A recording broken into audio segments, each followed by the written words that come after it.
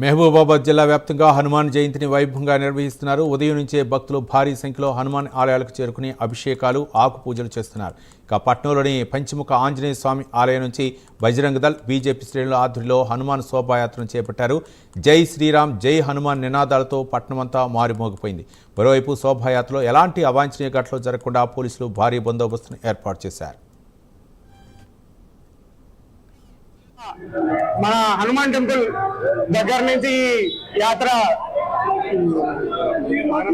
ఈ రోజు హనుమాన్ జయంతిని పురస్కరించుకొని ఈ హనుమాన్ శోభాయాత్రను తీసి మన మానుకోటలో హిందువులందరినీ ఒక్కతాటికి తీసుకురావడం కోసం, హిందువుల ఐక్యత చాలడం కోసం ఈ ప్రోగ్రాం చేయడం జరిగింది.